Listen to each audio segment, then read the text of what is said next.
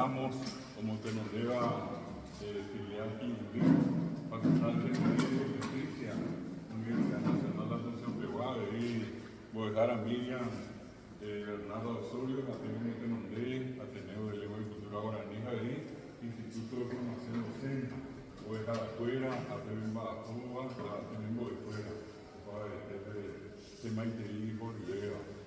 Ayakotamos que en mi personalmente a mí antes no se saca por ahí ahora ni me trae castellano, pero no me saca dando esta es una actividad muy interesante que está comprendida dentro de esta semana dedicada a las actividades tanto culturales, artísticas, deportivas dentro de la Facultad de Ingeniería y Justicia, particularmente la filial de Quindío. Y desde ese punto de vista me siento muy contento de la invitación recibida de la doctora Silvia Ramos para poder compartir con ustedes esta tarde.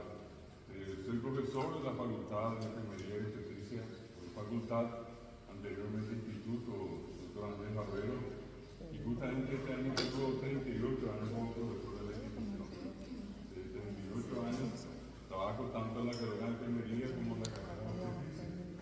Y dentro de eso también trabajo como docente de otras varias facultades de la UNA, en la Facultad de Filosofía, en la licenciatura en Lengua Guaraní, que es mi carrera madre, el venimos a Guaraní M, después de Guadalajara, licenciado, ya se ve castellano. Habíamos periodismo, carrera de Ciencia de la Comunicación. En un octavo semestre tengo una carrera que se llama Investigación en los Medios de Comunicación Social. También soy profesor de la Facultad Politécnica en la carrera de Gestión de la Hospitalidad y desarrollo allí una materia que es comunicación, tanto guaraní como castellano guaraní, se llama expresión oral y escrita. Y ya casi en el final de la carrera me toca desarrollar una cátedra que se llama Sociología Paraguaya. También en la Facultad de Ciencias Exactas y Naturales, en la carrera de formación docente, desarrollé una materia que se llama Sociología de la Educación.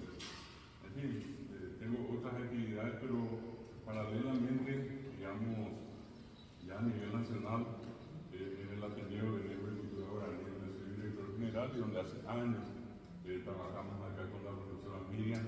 Desde 1991 empezamos acá en INDE a formar profesores, muchísimos profesores licenciados, también magísteres en guaraní que tenemos aquí en INDE. Entonces, un poco una manera de comentarles acerca de mi persona. Hago una serie de otras actividades vinculadas a la promoción de guaraní en Mojinacuá, en Taquizacuera. Y entonces, por allí entré en un campo que en algún momento era un poquitito complicado porque empezaba recién y tiene que ver con lo que es el mundo virtual. Hoy en día, así como ustedes pueden estar de las 24 horas durante 12 horas presencialmente, ya sea aquí en la facultad, con sus amigos, en sus casas, con sus familiares, casi se calcula que esa misma cantidad o menos de las horas que tenemos vivimos también en el mundo virtual. Y el más que menos está con un celular en la mano, alguna foto, algún video, alguna comunicación. Hoy en día eso se hizo muy sencillo, tan fácil poder comunicarse con una persona que puede estar en España, puede estar en Estados Unidos, y eso se soluciona a veces con una llamada a través de WhatsApp o una comunicación por Facebook o cualquiera de estas plataformas que tenemos. Una conferencia uno puede hacer hoy en día en forma directa, vinculando 4, 5, 6 países. Y eso empezó acá, se instaló en Paraguay en el año 2005. Y yo a partir del año 2007 me vinculé al tema de Internet de una manera totalmente imprevista. Que les voy a comentar dentro de esto y que va a formar un poco parte de esos datos que les voy a dejar y que les voy a pedir que recuerden para el momento en que vamos a entrar en la parte, digamos, del concurso, la competencia en sí. Quiero empezar esto que estoy hablando con ustedes con una cuestión muy importante que el profesional universitario, no importa de qué carrera, es jaera. Hoy cuadramos, aquí todo Paraguay, pero la jefa, tengo que tener que cuadramos, ese caso que cuadramos a salir de la bisacuela. Eso es lo que se llama la comunicación, darse a entender, comprender a la gente. Y un profesional universitario en Paraguay puede tener una cantidad muy importante de información, de conocimiento de origen científico, tecnológico, pero eso sin el conocimiento de la realidad social y cultural no sirve como una cuestión así certera y directamente con solamente ese conocimiento uno le puede hacer maravillas. Acá se han dado muchos casos de problemas de comunicación con la gente y algo muy común en el área de la salud, no solamente en lo que involucra a nuestra facultad, en las carreras de enfermería y obstetricia, otra como medicina, por citar 2, 3, 4, pues como odontología también, una realidad con la cual nos vamos a encontrar. Para eso no hay que decir, allá en el fondo, no acá en una compañía, no vamos a encontrar allá en el sur, no solamente en Amambay o en Concepción, lo vamos a encontrar en todo Paraguay. Y ese es el tema de la comunicación en guaraní. Allí les estoy mostrando a ustedes el dato de una encuesta integrada de hogares, donde se toma como referencia a personas que tienen más de 5 años. Obviamente, de hecho, las que tienen menos de 5 años, muchos niños,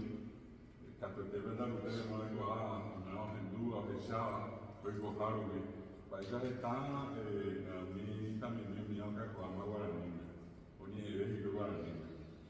esos no están contemplados acá, es de 5 años hasta el último que tiene más edad. ¿Y qué es lo que dio como resultado de ese censo? Que un 38,5%, prácticamente 40% si quieren redondear, 40% de Paraguay se comunica exclusivamente en guaraní. Guaraní por castellano y puro, hasta cuando el puro bypass. Entonces, ¿quién es o quiénes son o quiénes van a ser sus potenciales usuarios? Entre comillas, pacientes también para ustedes. Y muchos de esos que están en ese 40%. Ustedes no van a poder poner un letrero allí frente al consultorio, frente al hospital, frente al centro salón de TAM, donde digan prohibida la presencia de gente que habla el idioma guaraní. Acá solamente se atienden a los que hablan castellano. A Cicatura, o otros de campo, de andar niños guaraní. Esa es una cuestión imposible. En el momento que ustedes van a hacer un juramento como universitarios, como graduados, donde se van a comprometer a servir a la gente, sin ningún tipo de restricciones o discriminación. Entonces todos van a estar expuestos al trabajo de ustedes. Y fíjense que hay un 30,6%.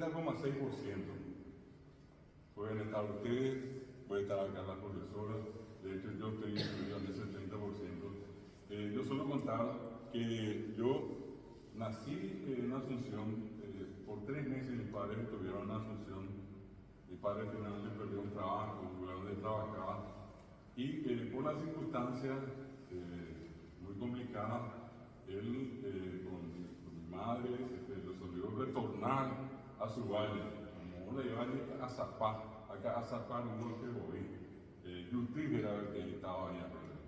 La ciudad de Yutí es una ciudad muy distante. En ese tiempo prácticamente ni siquiera había posibilidad de llegar. Hoy la ruta está asfaltada, pero anteriormente tenía más o menos cerca de 180 kilómetros de camino de tierra. A ver, pensas algo de ya era y años, ahí y 10 años porque iban a tapar. Bueno, entonces nosotros fuimos a parar a Yutí y el problema es que si Yutí era como el infierno, yo viví 15 kilómetros más adentro, vivía en una compañía. A Niña Dulce, a Cacoa, Bebé, Andulio inglés, Andulio francés, alemán, castellano, Andulio castellano, Andulio guaraní. Y yo crecí en guaraní. Tenía un abuelo que por esas cosas de la vida nunca fue a la escuela. Después también le decía, entonces optó por no ir a la escuela. Sin embargo, me quedé muy satisfecho con una acción que hizo él. Como tenía una cierta comodidad económica, mandó construir una escuela para la comunidad. Llevemos en los juegos de Morandú, como mujer, de Borejao, a están y están en Níquita, los suban y te ves de Morandú. Él me decía a mí, yo recuerdo tenía, me sentía que ya 3,5, 4 años, cada cierto tiempo en tu calle Vicente tenía genial, ¿verdad? ¿Ya? Una especie de sentimiento que él tenía con respecto a lo que iba ocurriendo y me decía, andan de botas la escuela para botar gente de a ver la seguridad, pues en la gente la escuela a pavo que para botar la gente ya. Bueno, y crecí con eso, cada cierto tiempo él me hacía escuchar. Y yo ya tenía una para engañar para la escuela, yo escuchaba la palabra escuela y pensaba que era un animal, que era un árbol, mucho menos que era la escuela, ni siquiera eso, imagínense 3, 4 años, ¿verdad? Bueno, y por esas cosas de la vida, justo en el mes de febrero, yo estaba por cumplir 6 años, tenía que entrar a la escuela, le avisan a mi papá que había buscado un lugar de trabajo acá en Asunción, nos volvimos a mudar. Concretamente Fernando de la Mora, y esas veces que ustedes pasan allí por frente a la municipalidad de Fernando, frente mismo, había antes una escuela que se llamaba Escuela Manuel Domínguez. A Pepe, siendo abuela mi a veces la abuela es la abuela mi era. Y un día ella me dice, a poco tiempo de mudarnos, me dice, bueno, ya está la escuela, pero no tata, después la escuela. La que yo iba a cuidar, ya por fin encontramos la escuela. Y resulta que el día siguiente vinimos, agarrados siempre la mano de ella, llegamos. Yo lo que veo era un edificio así grande como este, y lleno de piezas. Esa mañana, pues la mañana que yo vine, y el país me para la imagen. Y mientras ella se fue a hacer la inscripción, entonces, a mañana, a vivo llega y dice, ya, de otra semana me colocan la clase. Pero digamos, hay una semana entera de Sacanondú, Sarandí, y llega a finales del día, y siempre con la gente que vamos a morir, una vivienda, esa es una cuestión encantada. El que día más lejos siempre está antes, una hora antes. Nos fuimos el día de clase y llegamos muy temprano. Al final éramos los únicos que estábamos, digo a veces, se la sala, primero a las 1, 2, 3, 4. Me meten en la sala grande, así como esta, y era, cuál la vende cortinaje. Y qué hace ella, me hace sentar justo acá adelante. Y me dice, vender ni que haga ver antes de ir. Miramos ni Moatán de ese. Entonces, primera indicación, a mí, ¿qué ruta que está en ella de verdad? Apenas, y puta la, hoy en campanilla de en la oína, apenas y tú van a ver siempre que está otra vez. Oye, por la gente, se la, yo la oye por aquí, yo la hago con leche para la cuadra. A mí me parece por aquí, se me toca bajar en la por primera vez el himno nacional. Ni una palabra más de no entender, pero que pete. A veces han pequeño y que llegó a usted también está y permita que y pero hay sí. Anga pero que hace falta la historia de Chile. Le que anime a hacer y mañana se me llama yo pero el año poquito. En la sincera mañana está pero ese no. Anime a hacer. Bueno, tal cual, fue que sabe. Ni una fallo, se nace toda mañana, ¿verdad? Y la otra indicación que me dio, ella me había dicho a mí, usted tendrá que seguir con el carabín y ya un tío, le habla señorita la maestra, allá, la profesora. Tal cual entró y ella por poco se paró encima de mi vieja cara, y el segundo, y la decía mañana, una miserable probable en las criaturas. Pero ninguna. Y entonces yo decía ante mí, repito, imagínense 6 años allí, con una serie de temores, porque yo no entendía qué es lo que iba a hacer la escuela. Entonces yo entendí y decía, mi tema ñeca. Y aquí me vas a ver. O sea, era, bueno, ni me han dicho, o a zapetemos toda la mañana, ninguna miserable papá no te. Termina esa mañana, viene mi abuela, me agarra, me lleva, me dice, vamos, me dice, se me haga lo cuidado, o sea, era fan, tapéramos un pesquecio de la pues sí, una palabra no entendí. Y entonces, cuando ocurrió eso, se dio una circunstancia muy especial de que ya los demás se habían enterado de que yo no hablaba castellano. Años que no me viajaba, años que ya se decían, ya. ¿Entendí? Ya se fue poca paz que se. Lo que sí que ya me comencé a sentir incómodo y la profesora me decía las cosas y yo le miraba o no lo entendía. Hasta que de a poco me fui dando cuenta que yo estaba siendo castigado. Ya después, obviamente, me enteré bien cómo era la cuestión. Ella me hacía preguntas, yo no le respondía. Cuando era el castigo me mandaba un asiento más atrás. Un asiento más atrás, con la arena está mejor que con la pared. Vean de mala chica, porque empezábamos para algo. Bueno, y entonces me encontraba en esa situación de que no encajaban en el grupo y por otra parte había una obligación, porque cada vez que yo veía a mi casa y le decía a mi papá, andás a Sevilla, va a ir por ser unos 5 sacarse, de bota la obligada. Ayude la escuela a la escuela a la celular 5. De todas maneras, yo nunca terminé de agradecerle y le sigo agradeciendo a mi padre porque gracias a eso yo finalmente permanecí. Y les puedo asegurar que habré tardado, suelo decir siempre que es en promedio 6 meses, un poco menos seguramente, para aprender a decir una palabra, y una palabra inclusive más pronunciada. Y en vez de decir bueno, y la vida le cosía, yo decía bueno con qué. Bueno, ¿me entiendo? Allí ya, bueno, aquí no sabemos bueno, y así es bueno, muy bueno. Terrible. Entonces, yo les planteo esta situación sencillamente por la gente que ustedes van a atender. Ustedes no tienen que presumir. A nivel de ellos, venimos a que se ama. Venimos también va a decir,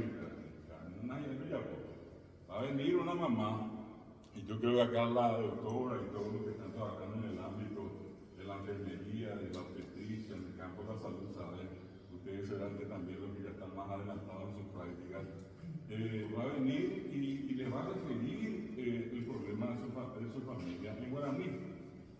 Le digo, hay un castellano, dice Javi, hoy te invitan a si llega a decir como más de la decir cambio un dinero, y cambio un dinero. Yo les puedo asegurar y puedo hacer una apuesta con ustedes y no voy a perder.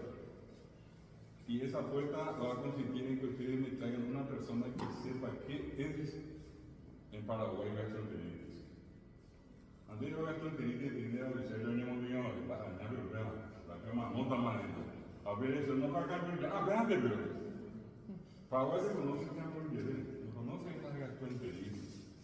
Esto está en el léxico de ustedes, con eso no le digo que eliminemos, pero lo que ustedes tienen que saber sí o sí, como ciudadanos que viven acá, que atienden a gente en Quindío o dentro de Paraguay o en cualquier lugar de Paraguay, que le van a encontrar a ese paciente. Eso ocurre en el hospital de clínicas, eso ocurre en el IPS, eso puede ocurrir en la Cruz Roja, y eso no es una invención mía. Cualquiera que está en ese ámbito sabe perfectamente. Mi país paraguayo no tiene, por eso yo solo decir gastroenteritis, que en cambio lo tiene. Tampoco tiene hidrocefalia. ¿Vale? Mi país paraguayo, y yo creo, o yo quiera, oye, Javi. Ambas, por ejemplo, la gente de Burule, pues, el de Burule para ir a la media. Para ir media, pero voy a la ñacana. A ver, lo que vamos a ver más o menos acá. Ahí la médico, la segunda a 6, las 4, la tarde, la segunda a 6 de la mañana a las 6. O sea, para antes de 7 días como verá también en el mercado. Temas así, no, pero es una locura. Sin embargo, yo les invito a recorrer todo lo que hay que ir, a ir al centro de Asunción, a ir a Fernando de la Mora. Yo suelo hacerle mucha propaganda a una señora amiga mía hace muchos años. Ella se la conoce como Doña Silveria. Y para los que ustedes tienen la costumbre de ir, al llegar a Fernando de la Mora, hay un supermercado muy conocido, uno que se llama Guaraní, otro se llama El pueblo, ¿sabes? Y detrás del mercado para mí de 3 cuadras está esta señora. Ustedes no van a creer la cantidad de gente que se ve con Cambio Libre, con Oqueo. Y todo el mundo dice Oqueo y todo el mundo dice Cambio Libre. ¿Y de dónde estoy hablando? Estoy hablando de Asunción. Esa señora, tan amiga que nos hicimos, me ha permitido participar de varias de varias consultas que ella hace con la gente. Y según ella, Cambio Libre puede tener un paraguayo hasta los 20 años. Y que no es una sola clase de Cambio Libre. Que según eso ella le trata o aguado o bien ocuido. Y fui Iñacami, según la presentación. Y cosa única en el mundo, no ocurre en ninguna parte, no van a encontrar y si encuentran avísenme. Un itaqui aquí se la corta una pierna. Nada más vean, un itaqui para ni el argentinito, ni el argentinito, ni el propio mexicano, nadie. Todos sabemos que itaqui paraguayo y también hay gente más que ver. Oye, pues, ahora sí, cuando yo vengo así como hombre, cuando yo lo al famoso cebo de Beba, que hago el estudio de Israel. Oye, pero la según, para los casos que son más comunes, ella comienza a el lado izquierdo, le comienza ella a hacer una especie de fomento con eso. Allá, al principio, a Pepe Fidel, a Pepe de Timán. Y en una de esas, ella le da un tirón suave. No estoy hablando de nada violento, le mueve y santo promedio. Se me dio inclusive varias veces la circunstancia de estar al lado de la mamá de esa criatura y una de ellas, una señora vecina mía que había ido a consultar con ella, le llevó a su hijo, al estirar, ella después de un rato me dice, yo que profesor, va a ver, yo que la hacer un grupo, pero no hay nada, y con eso automáticamente quedó curado a la ciudadanía en la justicia y iba a vivir. No levantarle por debajo del brazo, sino que de la parte de abajo, de la nave, levantarle la abertura. A ver, te va con alguien tipo de más, los que estaban en la coa, estaban en el coa, unían a Chile Pasquero. Ya por no, oye, juez, porque a mí la cosa quería el Cambio Libre. Tiene una partida de santos, ella es una persona muy devota, no va a ser seguramente como una persona formal en el ámbito de la teología, ni mucho menos porque tiene mucha fe. Orecola y santo, Orecola y lo carayo más tativá, y con eso, y una oración que hasta ahora nunca jamás pude descubrir. Estamos viendo ya que acabamos de meter el micrófono y yo veo donde por el caso. Saber cuál es la oración de Teresa. Sin embargo, han sido muchísimas las personas que fueron atendidas por ella.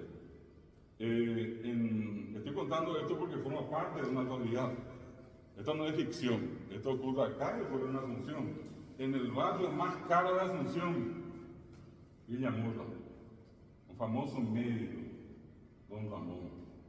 Murió él, hoy continúa su hija, médica universitaria recibida, que decidió dejar de lado la medicina científica y optar por lo que se llama la medicina alternativa.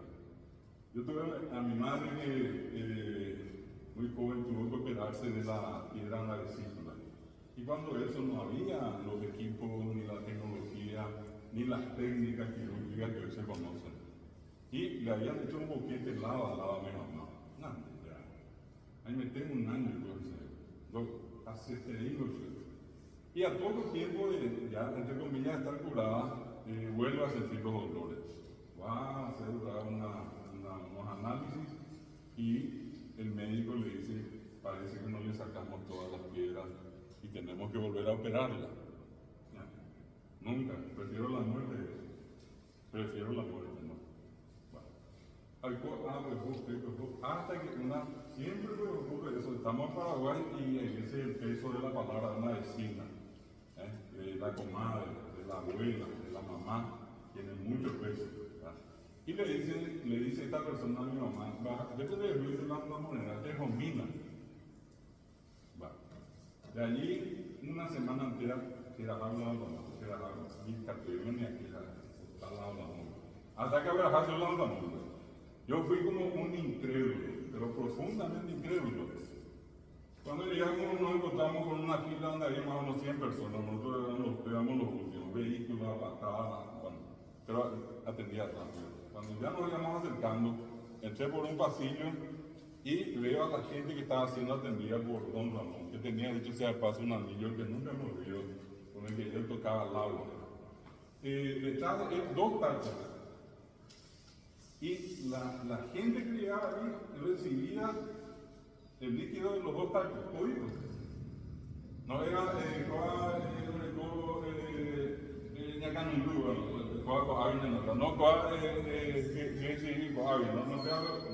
todo era de los dos tachos.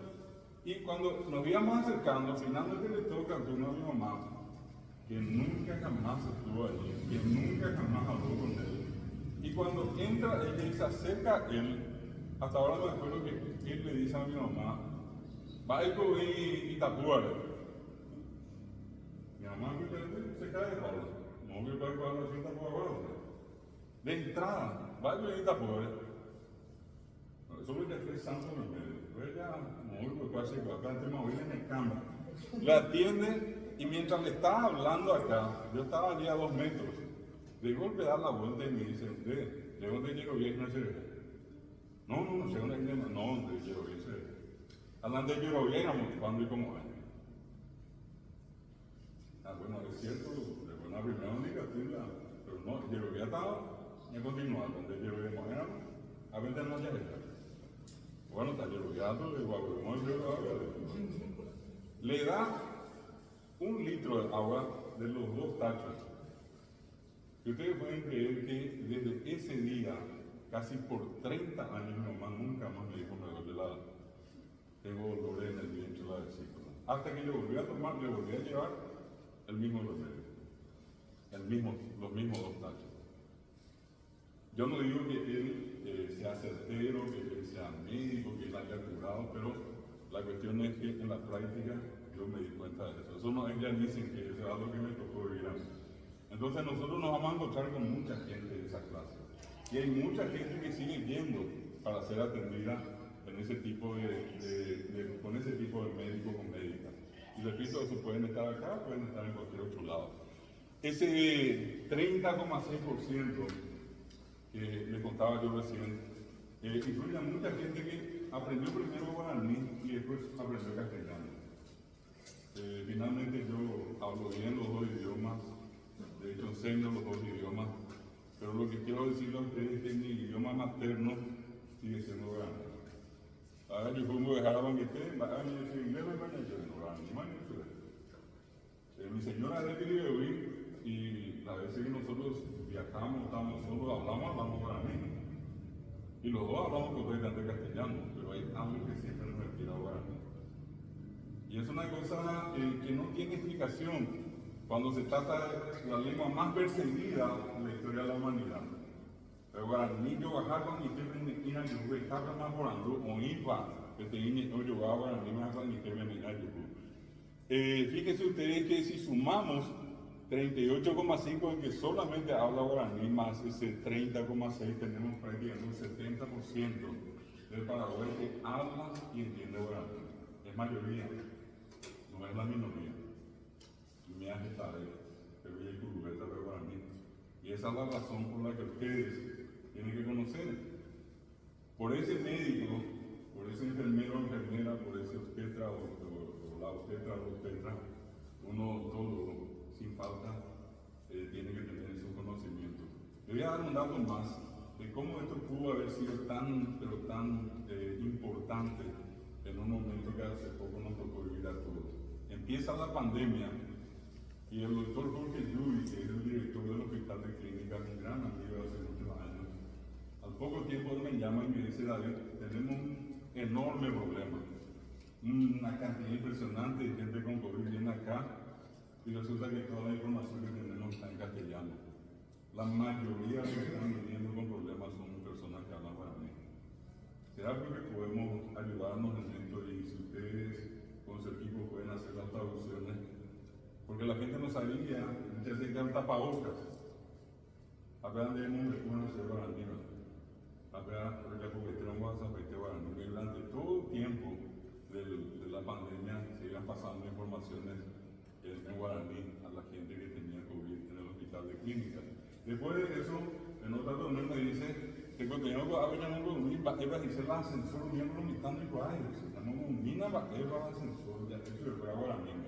Y ahora estamos por terminar un paquete con traducciones sobre señalética del hospital de clínica en guaraní. Porque para ustedes es una cosa fácil, porque ustedes hablan, leen, entienden castellano. Obviamente te van a decir yo qué culpa tengo, pero de todas maneras no se olviden que hay otra parte del Paraguay que funciona en guaraní y cosas tan elementales para ustedes, tan sencillas para ustedes, para mucha gente es demasiado complicado. Bueno, entonces, insisto mucho, 70% de una lengua que prácticamente es una lengua prohibida.